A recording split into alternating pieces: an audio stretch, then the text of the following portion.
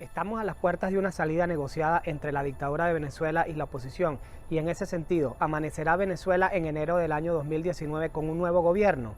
Estaremos analizando estas y otras preguntas aquí en Claudiopedia.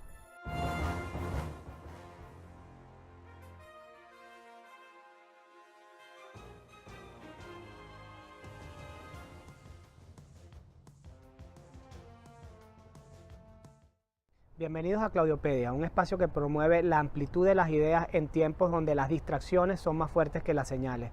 Para esta entrega invité al politólogo Michael Penfold. El doctor Penfold es profesor de IESA y también Global Fellow en el prestigioso Wilson Center. Pero antes de entrar a la entrevista, veamos primero mi editorial.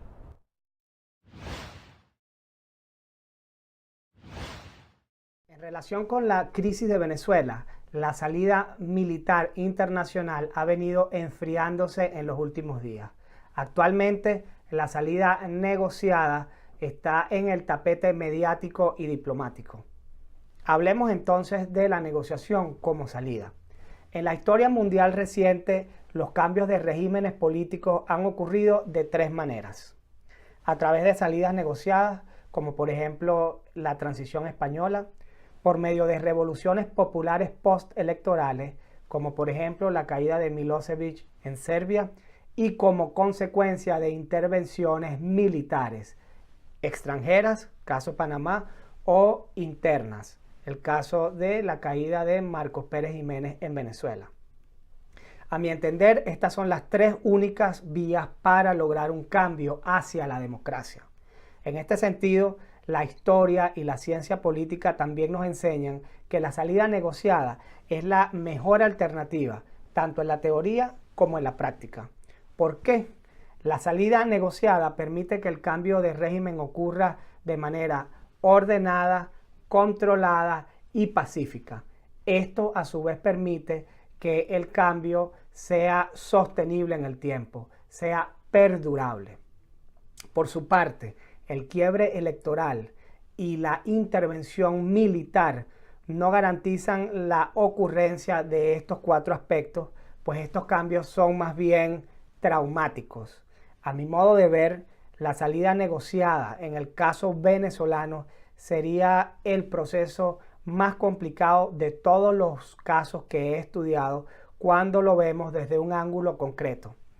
Todos los casos de salidas negociadas en las cuales las violaciones de derechos humanos y los crímenes de lesa humanidad fueron negociados o atenuados por la vía de amnistías y de la justicia transicional ocurrieron en el siglo pasado, en el siglo XX. Desde la caída de la Unión Soviética hasta nuestros días ha corrido mucha agua por el molino, particularmente en dos ámbitos. Primer ámbito, ya no es posible negociar el tema de las violaciones de derechos humanos mediante leyes de amnistía, perdón y olvido. Por su parte, la jurisprudencia y la doctrina a nivel del derecho penal internacional impide que los crímenes de lesa humanidad sean objeto de la justicia transicional. Segundo ámbito, observamos que en todos los casos estudiados, al final del día, los dictadores e implicados en crímenes fueron juzgados en la práctica a pesar de haber negociado impunidad. Por ejemplo, los militares en Argentina, el general Pinochet, Foday Sankoh en Sierra Leona, por mencionar algunos casos. Como si fuera poco y para complicar más el asunto, la salida del poder de los principales líderes de lo que se llamó la nueva izquierda latinoamericana ha puesto algo de relieve. El que no está en la cárcel está bajo la mira de la justicia. Me refiero, por ejemplo, a Lula, a Cristina Fernández de Kirchner y a Rafael Correa. Creo que los días cuando los dictadores se creían el cuento de la impunidad son cosa del pasado. Pienso que esta también es la principal piedra de tranca para una salida negociada en Venezuela. Adicionalmente, el fenómeno del crimen organizado, operando como gobierno que secuestra un Estado, es de reciente data. Por eso reitero lo que dije en el episodio del domingo 30 de septiembre. La oposición venezolana no tiene o tiene muy poco que ofrecerle al chavismo en materia penal y transicional, porque aun cuando quiera hacerlo, no tiene control sobre los otros países en cuanto a lo que ellos deban decidir o deseen decidir sobre los crímenes cometidos por el chavismo, crímenes de naturaleza transnacional y que afectan sus jurisdicciones. Hablemos ahora en términos políticos. He insistido que no hay que descartar ninguna de las opciones que están sobre la mesa. En mi opinión, la única negociación posible en este momento, mes de noviembre del año 2018, la única negociación posible es aquella donde Maduro y su coalición deciden unilateralmente entregar el poder. Creo que es un error siquiera pensar la idea de tolerar que la cúpula gobernante se convierta en oposición y continúe parasitando las instituciones del Estado. Tengo la firme convicción de que será imposible reconstruir el país teniendo de oposición a la combinación de Pablo Escobar, del estalinismo, del yihadismo y de la guerrilla colombiana incubada en el Estado venezolano. Y eso es exactamente lo que representa la coalición dominante chavista. No me estoy refiriendo al chavismo de base. Estoy diciendo que la nación-estado venezolana es inviable si los miembros anteriores y actuales de la cúpula roja-rojita continúan participando directamente en la política venezolana. Conversé sobre algunos de estos temas con mi estimado invitado, el doctor Michael Penfold. Debo decirles que fue una conversación difícil y tensa de principio a fin en el marco del respeto y de una conversación civilizada. Para mí, el argumento más sólido del doctor Penfold es el siguiente. Si la oposición puede imponerle la voluntad al gobierno, su voluntad, porque tiene fuerza internacional detrás apoyándole, pues entonces ciertamente no hay nada que negociar. Es cuestión de tiempo. Pero si por otra parte, y este es el caso real del momento, la oposición no tiene formas de doblegar al gobierno, entonces hay que bajarse de la nube, pisar tierra y reconsiderar las alternativas y posturas radicales. Está bien, estoy de acuerdo con ese diagnóstico, pero tengo diferencias estratégicas en cuanto al tratamiento del mismo, en cuanto al tratamiento del problema. Sin más preámbulos, veamos la entrevista. Dr. Penfold recientemente escribió un artículo para ProDaVinci titulado Venezuela, un punto muerto. Por cierto, el enlace de este artículo se encuentra abajo en la descripción de este video, el cual recomiendo leer como complemento a esta conversación. A mi entender, en su nota usted plantea una postura optimista según la cual en Venezuela sí están ocurriendo cosas, no está en un punto muerto, porque incluso podemos observar cambios a lo interno del gobierno y pareciera que se está allanando el camino para una salida negociada. Entonces hablemos de la negociación como salida. Le pregunto, ¿cuál sería el alcance concreto de una negociación de salida del chavismo? ¿Negociar qué concretamente? Por parte. Yo creo que es muy importante porque la complejidad de la crisis venezolana es fundamental, digamos, entenderla. Lo primero que yo trato de decir en ese artículo es que hay quienes piensan que en Venezuela no está pasando absolutamente nada, que como no lo observamos no ocurre. Y yo soy de los que pienso que efectivamente el gobierno ha logrado resistir mucho de la presión internacional y sobre todo ha logrado resistir las condiciones económicas tan adversas que ha venido experimentando y que son producto obviamente de su propia política económica, de controles, de ahogar al sector privado, etc. Ahora, el gobierno a partir del 20 de mayo ciertamente logró resistir, pero esa elección del 20 de mayo no fue reconocida. Y no fue reconocida ni en el plano internacional y creo que tampoco fue reconocida, no solamente por el actor de oposición que participó en ese proceso, sino también incluso por factores internos dentro del chavismo. Y por lo tanto, el 10 de enero marca el fin de la legitimidad de origen del gobierno. Eso no quiere decir que Maduro después del 10 de enero no se pueda quedar. Efectivamente, se puede quedar porque de facto lo puede hacer. Y eso es algo que es importante entenderlo. Es decir, que aquí hablemos del 10 de enero como una fecha límite para esa legitimidad de origen, no necesariamente es una fecha límite para la continuidad de facto del gobierno en el poder o del presidente en el poder. Eso marca, creo yo, un dilema muy importante para el chavismo. Y marca también un dilema muy importante para la oposición. El dilema para el gobierno es si negocia o no negocia antes del 10 de enero. Desde el lado de la oposición, evidentemente la oposición tiene dos vías. O sea, la primera vía es seguir apalancándose en la presión internacional y no abrir un proceso de negociación esperando que haya una ruptura interna y después de esa ruptura entra en un proceso de negociación. Si es que esa ruptura ocurre. Y esto es un supuesto muy importante que hay que entrar a revisar. Es decir, ¿qué tan inevitable es una salida del poder de la coalición dominante actual?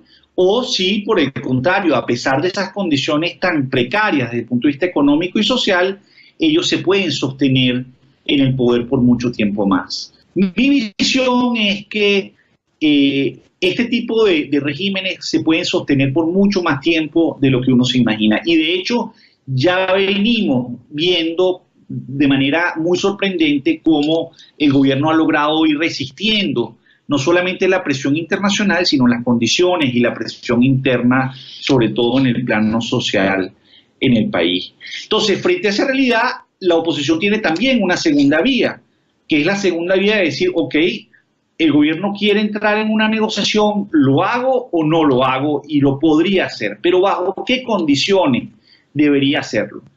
Y este es un punto, digamos, normativo, una posición muy personal, que es que uno no puede entrar en una negociación al menos que haya una concesión unilateral que permita ver que no vamos, que esa concesión implica una salida del status quo actual. Es decir, entrar en una negociación mientras el status quo permanece, creo yo que es algo que haría que ese proceso podría ser, digamos, la experiencia que tuvimos en el 2016 y también en marzo del 2018 con los procesos anteriores, pudiese volver a repetirse. Ahora, también es cierto que la comunidad internacional en este momento también está vacunada frente a ese proceso. O sea, ya la comunidad internacional también viene aprendiendo. Hay un supuesto que tienen ambos grupos y que yo no comparto, que es que este conflicto político es finito, es decir, va a terminar en algún momento. Alguien va a poder imponerse, alguien va a poder ganar. Yo tengo la impresión que estos son conflictos existenciales que pueden durar mucho más tiempo de lo que nosotros mismos nos imaginamos. Ya empezamos a ver cómo esto se extiende en el tiempo y por lo tanto, si nosotros asumimos o relativizamos un poco ese supuesto, creo que la aproximación a la negociación puede ser muy distinta a lo que supone algunas aproximaciones donde estamos hablando de ir a esa negociación simplemente con amenazas creíbles, con poder de negociación que estén sustentados sobre esas amenazas creíbles. No tengo muy claro cuál es el objetivo concreto de la negociación que está planteando. ¿Usted está hablando de una negociación de cambio de régimen o está hablando de una negociación de cohabitación? Es decir, donde ambas partes acuerdan coexistir, una como gobierno y la otra como oposición. Yo me refiero, por ejemplo, a temas muy concretos. Es decir, el tema del Consejo Nacional Electoral en Venezuela no es un problema de medias tintas. Necesitamos un nuevo Consejo Nacional Electoral independiente. Eso es así. Es decir, no hay garantía de un proceso electoral que permita realmente garantizar la competencia electoral si esa reforma no está presente. Entonces, o sea, de eso estamos hablando. Ahora, el gobierno sabe que entregar el Consejo Nacional Electoral y garantizar la elección de unos rectores que sean verdaderamente independientes y que garanticen la integridad de ese proceso, desde su convocatoria hasta el proceso de competencia y de campaña política y del conteo final de los votos e incluso de la juramentación final del ganador, básicamente requiere de una institucionalidad que también va a requerir de apoyo internacional, de la presencia de observación internacional que ambas partes reconozcan. Entonces, a eso me estoy refiriendo yo. Cuando tú estás hablando de una negociación que permita la cohabitación, yo entiendo que tú estás hablando de una negociación donde eso no se obtiene. Entonces, yo creo que eso es clave distinguirlo, porque si tú logras esas condiciones que son, digamos, las que permiten el restablecimiento del orden democrático en el país, y después tenemos que hablar del tema del restablecimiento del Estado de Derecho en el país, que es otro tema muy importante.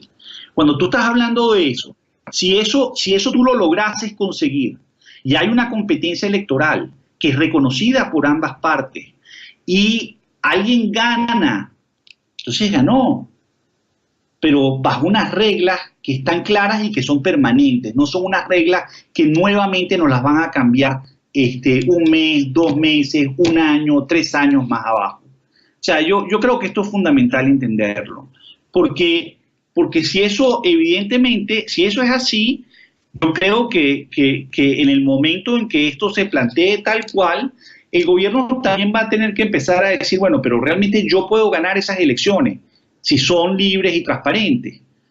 Y si su respuesta a esa pregunta es que no lo va a poder hacer, o que no tiene una probabilidad muy alta de ganarla, inmediatamente esa negociación no va a ser solamente sobre el tema electoral. Esa negociación va a pasar a ser sobre otros temas que también son sustantivos y que tienen que ver con el funcionamiento del Estado de Derecho y que tienen que ver con esas garantías que ellos necesitan para poder dejar el poder. Entonces, este proceso no es tan sencillo, Claudio. O sea, esto no es blanco y negro. Esto requiere entender primero cuál es el objetivo de esa negociación que se persigue y entender también cuáles son las bases institucionales que permiten que Venezuela pueda restaurar ese orden democrático nuevamente. Lo que estoy entendiendo es que usted está planteando una negociación que implica 2 puntos principales. Primero, la depuración del CNE y segundo, la celebración de elecciones donde el gobierno, el chavismo, podría participar, competir y que al final sea el elector quien elija. Esto resultaría inédito, lo más parecido sería la transición nicaragüense de los 90, es decir, el proceso que usted está planteando es muy distinto a los casos de transición que se utilizan o se citan para justificar la transición negociada en Venezuela. Me refiero a los casos en Sudamérica, en los cuales ciertamente hubo elecciones posteriores a una negociación, pero también es cierto que las dictaduras no participaron en dichas elecciones. El caso de Argentina, de Chile, lo mismo ocurrió en España, sí, adelante. Pero esa negociación fue posterior al plebiscito. Esa negociación fue posterior al plebiscito y esa negociación vino a partir del plebiscito. Es decir, ¿cuáles son mis garantías si nosotros vamos entonces a unas elecciones presidenciales? ¿Cuáles son las garantías que yo tengo si las pierdo de poder entregar el poder y estar del otro lado? Es decir, estar del lado, digamos, donde no ejerzo directamente el poder, siendo oposición o ya entrando en un rol más institucional desde el punto de vista especialmente de las Fuerzas Armadas chilenas. Entonces, ahí hubo mucho tipo de garantías que ellos dieron, desde garantías que tienen que ver con posiciones senatoriales del Senado que se entregaron indistintamente de la realización de elecciones, de garantizar ingresos directos del cobre a la institución militar, de garantizar que el ministro de la Defensa fuera el mismo Pinochet y que el presidente, digamos, nuevo, entrante, lo mantuviese a él como comandante del ejército y hubo negociaciones de ese tipo.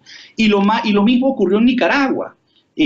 Con Violeta Chamorro. Es decir, estos son procesos sumamente complejos. Entonces, aquí entrar básicamente con recetas, con fórmulas. Mira, cada país varía, pero mi impresión es que en el caso venezolano, o sea, esa negociación en el momento en que el gobierno acepte que las condiciones electorales son las que deben ser, pues en ese momento vas a poder realmente entrar en estos temas sustantivos que implican básicamente restaurar un orden institucional en Venezuela. Doctor Penfold, entiendo que usted está hablando desde Caracas y con los pies bien puestos sobre la tierra. El problema es que si vamos a hablar de negociación, usted sabe el ABC, ambas partes van con una aspiración mínima y con una aspiración máxima. Y lo que usted está planteando, en mi opinión, no debería ser la aspiración máxima de la oposición, porque de arranque le abre la oportunidad al chavismo para que se mantenga en el poder y para que participe en unas elecciones. Esa postura no garantiza ni en el papel ni en la práctica que se cumpla con el objetivo central de una negociación de salida, es decir, que el chavismo entregue el poder lo antes posible. Para mí, la aspiración máxima de una salida negociada, la que debe procurar la oposición, se resume en 3 puntos. Primero, que salga inmediatamente el gobierno para evitar que siga destruyendo el país. Segundo, que se constituya un gobierno interino. Y tercero, que una vez depurado el sistema electoral y restablecido el orden por la vía del Estado de Derecho, entonces ahí sí podrían celebrarse elecciones. ¿Cuál es su opinión sobre este escenario? Sí, mira, esa fue la transición del año 58 en Venezuela. Nadie está diciendo que tú no puedas volver a repetir esa experiencia histórica. Pero mi impresión es que repetir eso en un país que es muy distinto, porque esas Fuerzas Armadas son muy diferentes, es complicado, por las características del sistema. Entonces, también tienes que entrar en ese proceso entendiendo cuáles son tus restricciones, cuál es tu entorno. Yo no estoy diciendo que ese escenario no sea posible. Sencillamente creo que si vas a entrar en esta negociación, tienes que entrar entendiendo básicamente, primero, cuál es el objetivo que buscas, y segundo, cuál es tu posición de poder, si es que la tiene, y empezar a entender cuál es como se diría, el trade-off, el intercambio de dar ciertas cosas a cambio de conseguir lo sustantivo que tú estás buscando. Entonces, eso es clave, pero yo también creo que en cualquier negociación, reconocer la realidad es fundamental. Ahora, si la oposición piensa que puede derrotar al chavismo y que la presión internacional por sí misma va a lograr esa ruptura interna conjuntamente con la crisis social, con la crisis económica, con la hiperinflación, etcétera. Bueno, entonces es cuestión de tiempo, lo que hay es que esperar. Pero yo creo que esa es un poco la discusión. No quiero decir académica, porque aquí no estamos hablando de un tema académico, aquí estamos hablando de un tema en el cual está en juego la viabilidad y el futuro de Venezuela. Ahora lo invito a ver el punto desde otro ángulo.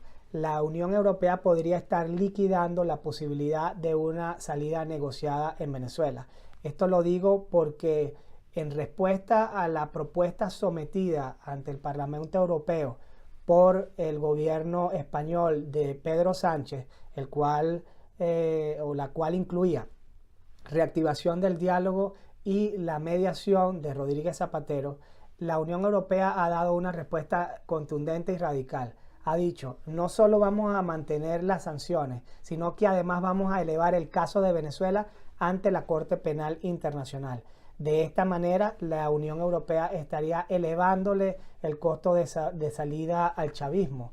Y si la diplomacia de micrófono europea se concreta en la práctica, eso significa que la negociación quedaría en coma, por no decir muerta, al menos desde el ángulo europeo.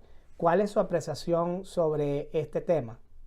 La diplomacia pública, eso que llamas tú diplomacia de micrófono, es muy clara y yo creo que los europeos están transmitiendo lo mismo que está transmitiendo el Grupo de Lima y que también están transmitiendo los Estados Unidos y Canadá. No hay manera que la presión internacional vaya a disminuir si aquí otra vez no hay un restablecimiento básico del Estado de Derecho y del orden democrático, que supone que los venezolanos vuelven a adquirir sus derechos económicos, políticos y sociales, que permita a su vez abordar con apoyo internacional un proceso de estabilización y reconstrucción nacional. Eso está claro. Yo creo que es evidente en este momento que esa es una restricción donde la comunidad internacional está muy alineada y muy clara. Al mismo tiempo que la Unión Europea está diciendo eso, y la Mogherini fue muy clara con respecto a eso, también dice que es fundamental empezar a montar un grupo de contacto que busque las bases para explorar una potencial mediación. Es decir, tienes que caminar por dos veredas que vamos a ver cómo se cruzan.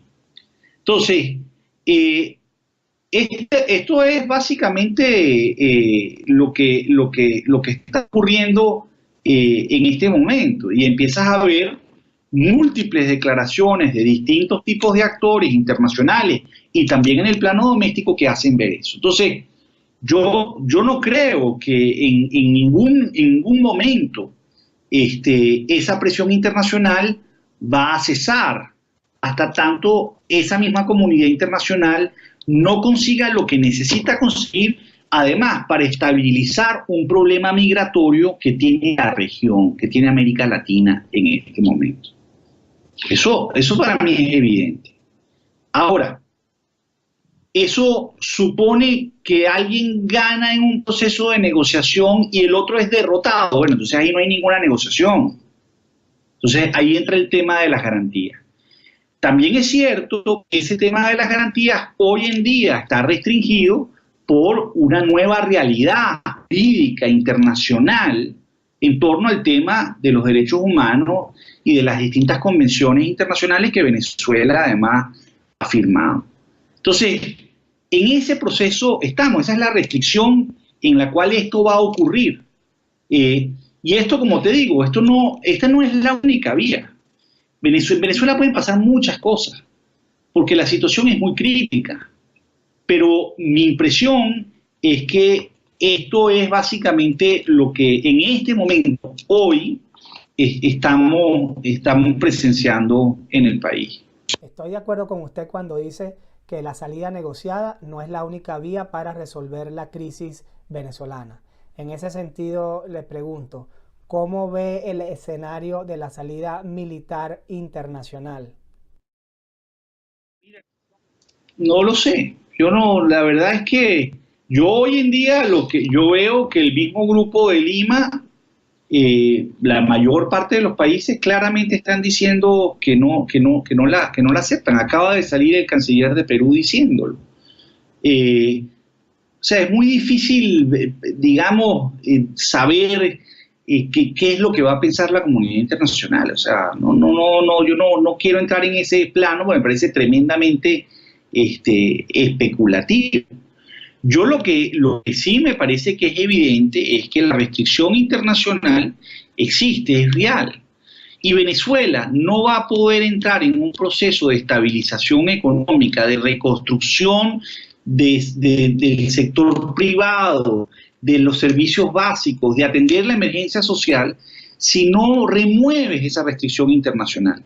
Y la única manera de remover esa restricción internacional para poder acceder a financiamiento, para poder acceder a apoyo técnico, para poder acceder a la buena voluntad de potenciales donantes que quieran entrar en Venezuela para apoyar ese proceso, básicamente requiere llegar a una solución que implique nuevamente la restauración del orden democrático y del Estado de Derecho en el país. Eso es sencillo. Ahora, el debate central es cuál es el mejor camino que te lleva a ese puerto. Y ahí podemos debatir largamente. Bien, esto es todo por hoy. La cita es para el próximo domingo cuando tendremos otra entrega de Claudiopedia. Si te gustó este video, colabora conmigo de 4 maneras. Dale me gusta a este video, también envíame tus comentarios. Puedes también seguirme en mi canal de YouTube suscribiéndote, Claudiopedia. Y por último, comparte este video. Hasta pronto.